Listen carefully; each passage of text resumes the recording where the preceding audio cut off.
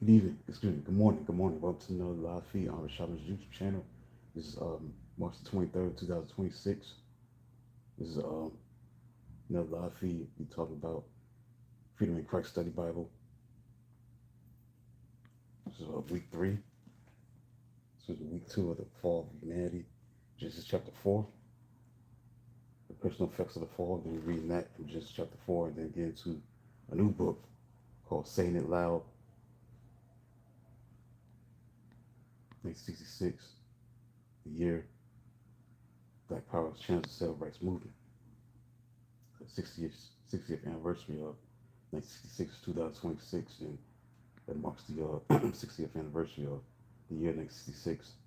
So I'm going to be getting into how the civil rights movement was challenged by Black Power. That's what the name of the book is, Saying It Loud, the year Black Power changed the civil rights movement, challenged the civil rights movement, rather. 1966, it challenged it. 1966 was a year that Black Power challenged the civil rights movement.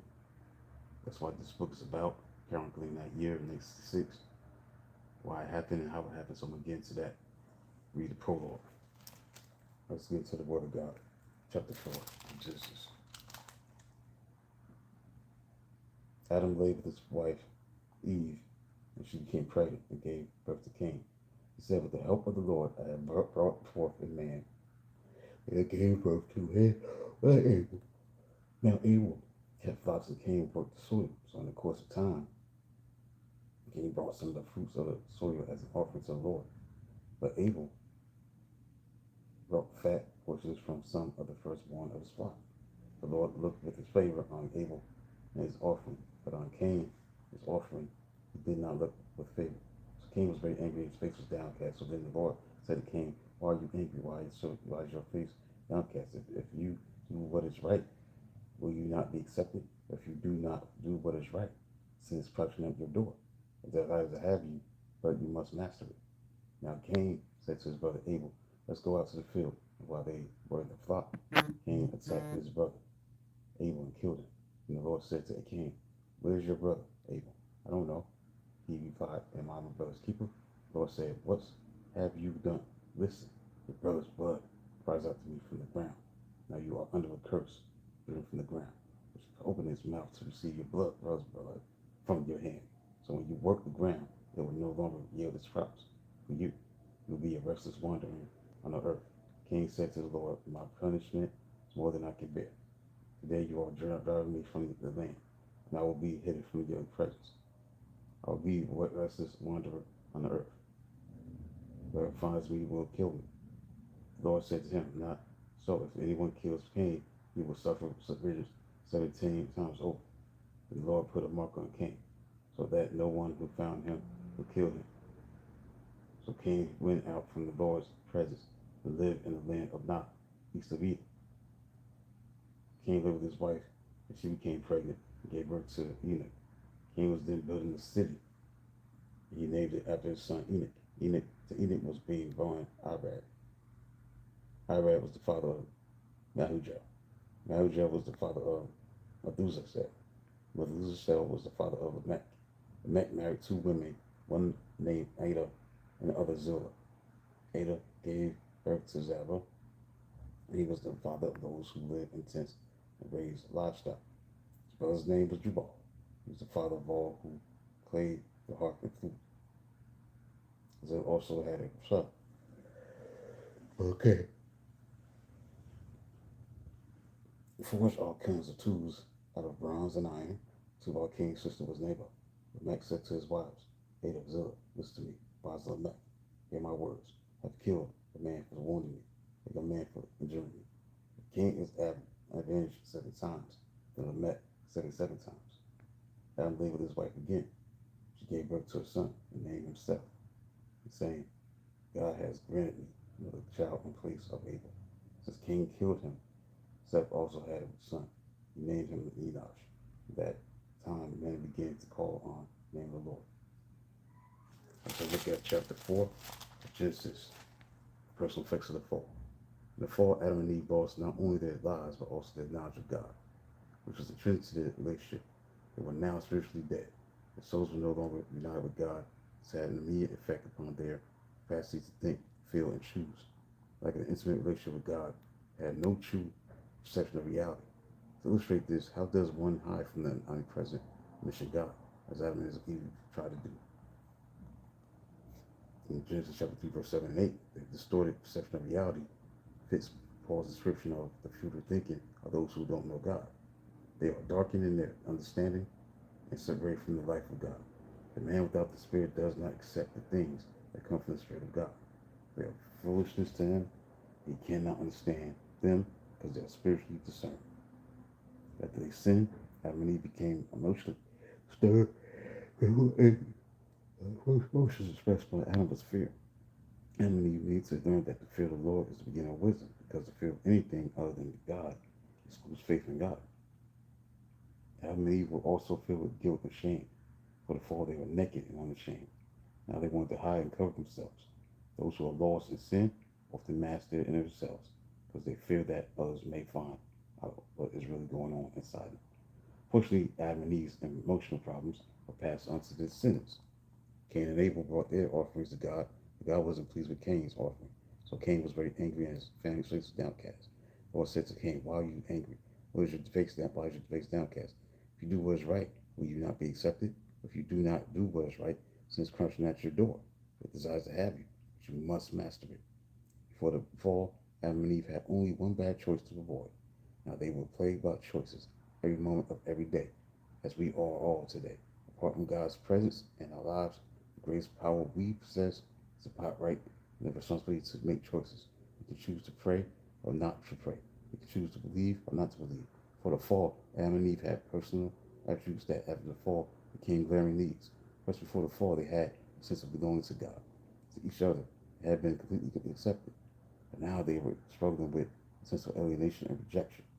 Ever since Adam and Eve's sin separated them from God, introduced strife from human relationships, mankind has experienced a deep need to belong.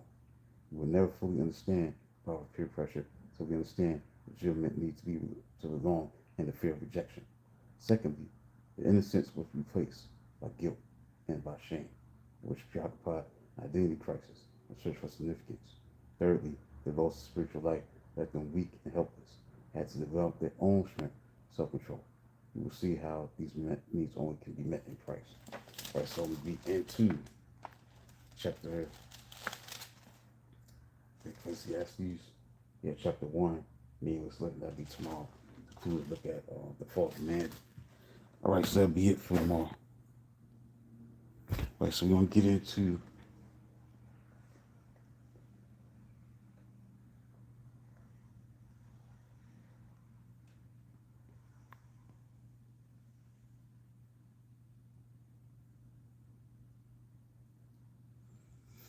Right, let's get into it, man. Saying It Loud, 1966, the year Black Power challenged the Civil Rights Movement. Prologue, December 31st, 1965, the road to Black Power.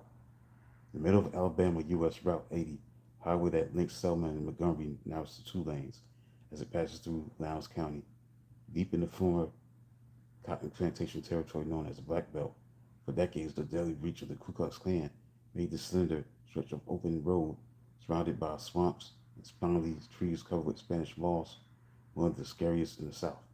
During the historic Civil Rights March between those 2 cities in 1965, fewer than 300 protesters braved the Lowndes County leg, whispering as they hurried through a rainstorm about rumors of bombs and snipers lurking out of sight. When the march ended, cars transporting demonstrators back to Selma drove as fast as they could through Lowndes County without stopping. One car didn't make it. It was Viola the Weasel, was a 39-year-old mother of 5 from Detroit that answered the Reverend Martin Luther King Jr.'s call for whites to join the Selma March. After it was over, she was helping drive marchers back from Montgomery along with a young black volunteer named Leroy Moton. Moton. It was Moton. As the two headed back to Montgomery after a drop-off in Selma shortly after nightfall, a red and white Chevrolet Impala pulled alongside Louiso's Blue Oldsmobile on Route 80. A spray of bullets exploded into the driver's side window. The car careened off the road and into a ditch. Moton passed out when he came to Louiso, who slumped lifeless on a bench front seat. her foot still under the accelerator. Motown raced through the darkness to report the attack, which it would soon emerge was carried out by 4 Alabama Klansmen, one of them a paid informant for the FBI. 2 days later, as newspapers across the country ran front page of they saw the word first white woman died in the civil rights struggle. 5 young black organizers from the Student Nonviolent Coordinating Committee slipped unnoticed into Lowndes County on Route 80. The 5 were there to bring SNCC's mission of voter registration to the county. The province backwater with the lowest percentage of black residents in the state. Where not, a single black had cast a vote more than 60 years. The group's leader was Stokely Carmichael, a lanky New Yorker with a long, angular nose and heavy-lidded but expressive eyes. His voice mixed the lilt of Trinidad where he lived under age 11 until late age 11, the urgency of the Bronx where he spent his teens, and the polish of Howard University, distinguished the Stokely Black College from which Carmichael had graduated.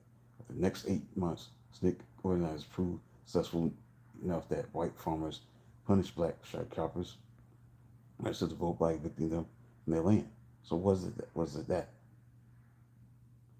As the year 1965 ended, Carmichael and his comrades found themselves back along Route 80, erecting tents for displaced families while sharecroppers armed with hunting rifles kept watch for night-riding Klansmen.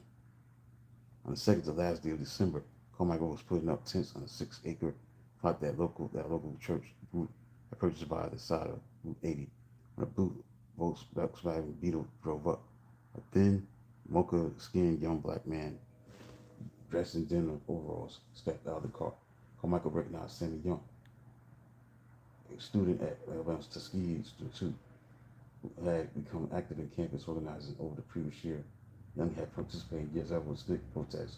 The 2 men had become friends. But the last time Carmichael had seen Young collegian, a birthday party Young threw for himself in November, he had experienced a change of heart. Drunk on a pink cattle wine, Young cornered Carmichael, confessed that he was through with activism, wanted to return to periodic partying and preparing for a comfortable middle-class career. Young was high that night, and we had to talk. Carmichael recalled he said he was putting down civil rights. He was going to be out for himself. So I told him it's still cool, makes me, never mind. Now Young seemed ever to join the struggle again. What's happening, baby? Carmichael said, greeting the student with his usual T's and E's. I can't kick it, man. Young said, referring to the organizer about, I have to work with it. See me. Carmichael chatted with Young for several minutes, invited him to stay all night to help with the tent construction. Next day, Young approached Carmichael again, provided a new dream.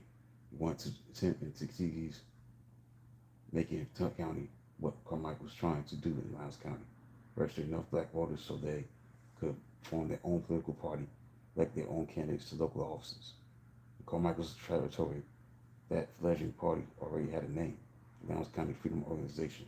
It also had a distinctive nickname, the Black Panther Party, with a symbol that the LCFO had adopted to comply with Alabama law, requiring that political parties choose animal symbols that could be identified on plant flyers by voters who couldn't read. But all you have to do is talk about building the Black Panther Party in Macon County. Carmichael would counsel. See how the idea will hit the people and break that whole TCA thing. He was referring to Tuskegee Civic Association, a group of elders who had long claimed to speak for the Macon County blacks. Carmichael gave Young a last word of encouragement. My own feeling was that it would, Carmichael recalled saying, before he watched. Young climbed into his Volkswagen and drove back to Tuskegee. Although neither Young nor Carmichael knew it at that moment, they were both about to become major players, one as a martyr, the other as a leader and a lightning rod, the most dramatic shift in the long struggle for racial justice in America since the dawn of the modern civil rights era in the 1950s. At the following year, the story would stretch from Route 80 in Lowndes County across the United States, going forward to the east, and that bastion of the black privilege and Tuskegee to the northeast, and SNCC's home base of Atlanta, and due west on another highway linking Memphis, Tennessee, and Jackson, Mississippi.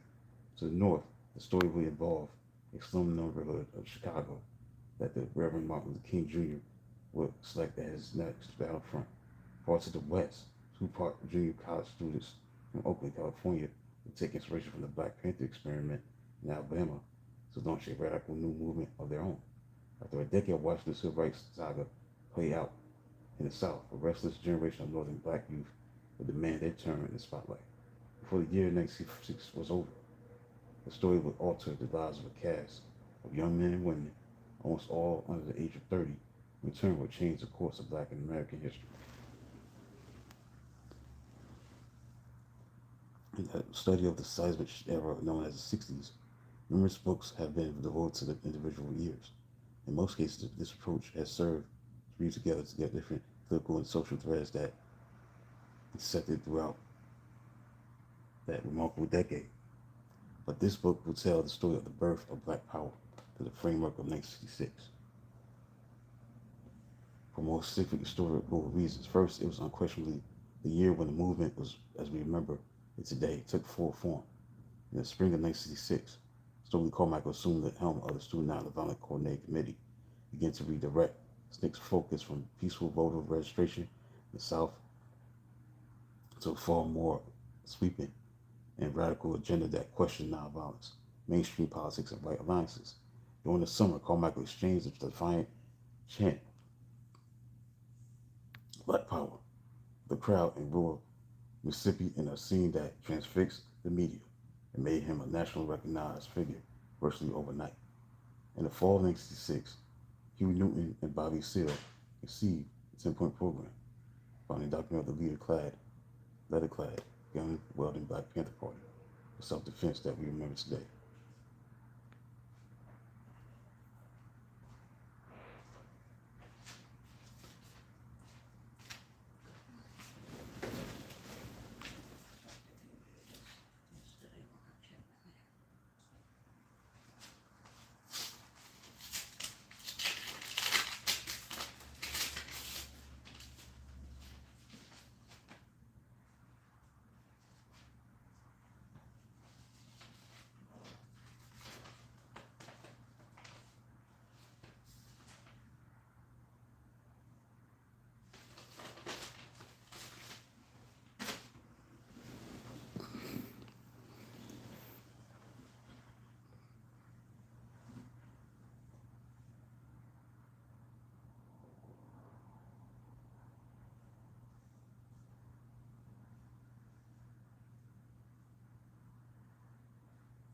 Throughout the year, Dr. King fought an uphill battle to bring his nonviolent integrationist strategies to Chicago, for a campaign that undercut the aura of success surrounding King's more moderate agenda.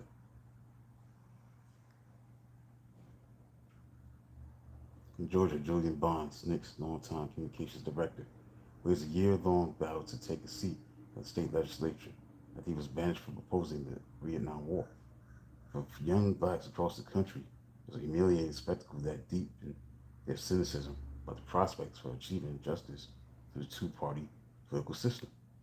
While men received most of the press coverage for their roles in this drama, formidable women played key roles in the same wild all-night meeting that resulted in Stokely Carmichael's ousting civil rights icon John Lewis as SNCC's chairman.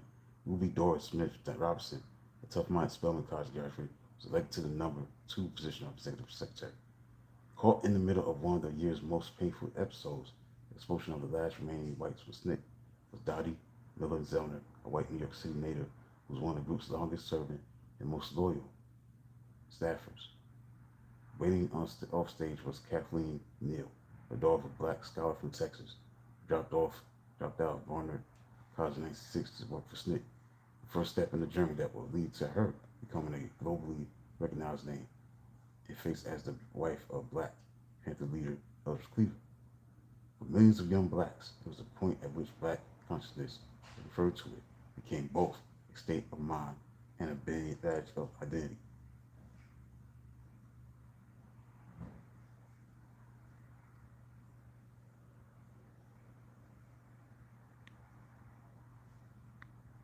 Students of language conventions identified 1966 as the year when blacks in significant numbers began to reject the label Negro.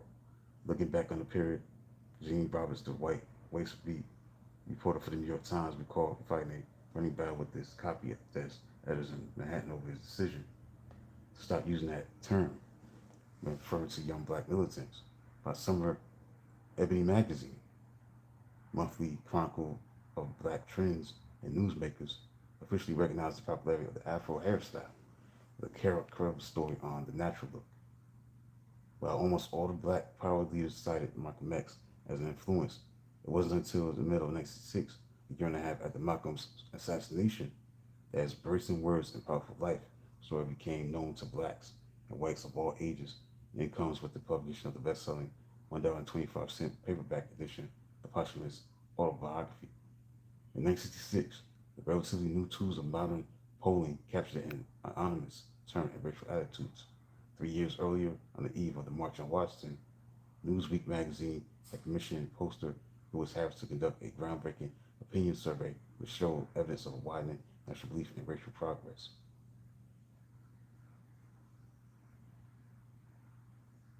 When Newsweek had Harris conduct another such poll in the summer of 1966, it registered a stark reversal. Half of blacks said that change wasn't happening fast enough, while 70% of whites complained that it was coming too fast. After watching TV news footage of another summer of urban race riots, two-thirds of whites told Harris's posters that they now oppose any form of black protest, even nonviolent. Sandra Stiles, a 23-year-old commercial artist from Arlington, Virginia, said they asked too much all at once. They should try the installment plan. Sandra told a Newsweek report. That shift in public opinion in turn propelled a change in the political winds that would shape American life for the next half century. 2 years after the Democratic Party under Lyndon Johnson had captured dominant control of all three branches of the U.S. government, a white backlash vote against black power and urban unrest produced huge gains for Republicans in 1966 midterm elections, set the stage for Richard Nixon's comeback law and order presidential campaign of 1966. So in California, right in the Hunters Point neighborhood of San Francisco, an 11th-hour uproar over a speech by Stokely Carmichael on the University of California at Berkeley campus helped elect Ronald Reagan as governor, putting Reagan on a path to win the White House and further remake the modern conservative movement.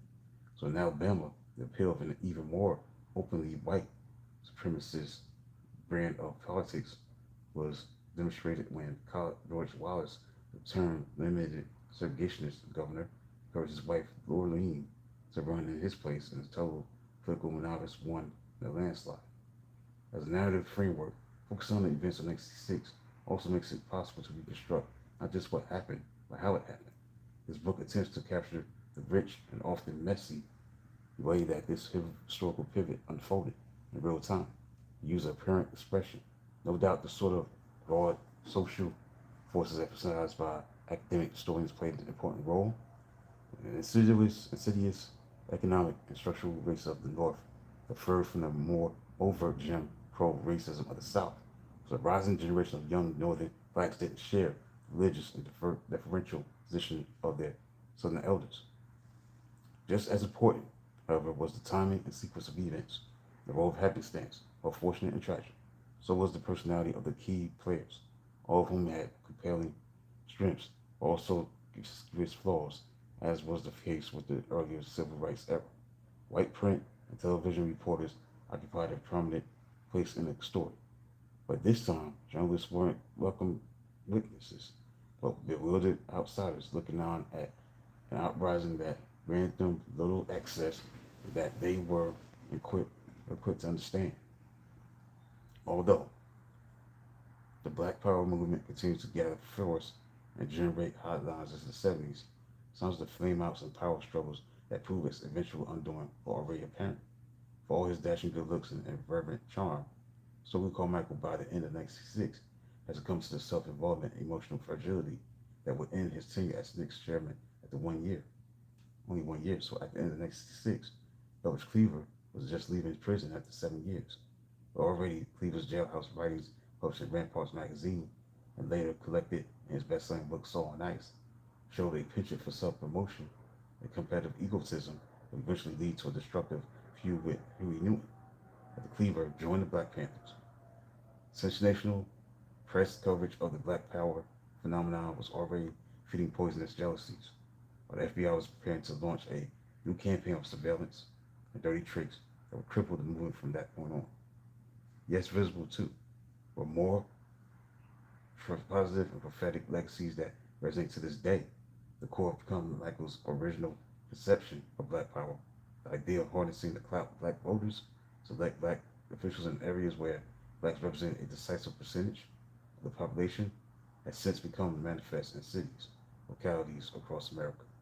It helped lay the groundwork for the nation's first Black president. The initial mission of the Black Panther Party for self-defense to monitor the way police dealt with Blacks in inner city neighborhoods looks prescient in the era of Black Lives Matter. Many other tactics and symbols of the Black Power movement were borrowed or adapted consciously or unconsciously by the women's liberation movement and gay rights movement. Years later, they find echoes, even in the elements of Trump era white nationalism, and rolling debates over the meaning and impact of so-called identity politics. At the time, some of the best analytical writing about the Black Power movement came from two insightful white scholars, social critic Christopher Lasch and Eugene Genovese, a historian best known for showing how Blacks survived the horrors of slavery by creating their own private social structures. Lasch and Genovese both predicted that the revolutionary political aims of Black Power were bound to fail in a country where militants, unlike their heroes in Cuba and China, could claim to speak only a fraction of the Black minority, let alone the larger white majority. But the two scholars also perceived that Black Power spoke to a yearning beyond politics, for a new distinctly Black culture to replace the one that millions left behind when they moved from the South to the North in the Great Migration of the early mid-20th century. By the end of 1966, members of that new culture could be seen the first demands for Black studies programs in college campuses. The emerging Black arts movement, first celebration of the new holiday tradition of Kwanzaa. Half a century later, the cultural legacy of Black Power pervades our entire society and the innovation of hip-hop music, of the Black aesthetic, influence on art, fashion, sports, and language, and heated debates over how to teach Black history, or whether to teach it at all. But by the end of 1966, much of the tumultuous story of Black Power yet to be written, but was already eerily foreshadowed, just as Sammy Young's fate was as he drove away from Lowndes County, along Route 80, back toward Tuskegee on the eve of that new year, last time his friend Toby Carmichael would see him alive. That's it for the prologue from Saying It Loud, 1966, the year Black Power challenged the Civil Rights Movement. I'll be in part 1, so with chapter 1, January 3rd, 1966, a murder in Tuskegee. So that's it for today. I'll be chapter 5, day 5, Ecclesiastes chapter 1, meaningless living.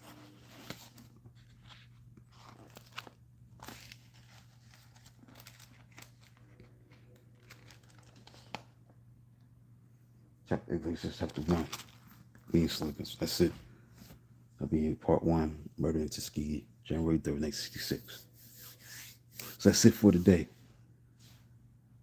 Tune in, support, subscribe to the channel. Talk to you tomorrow.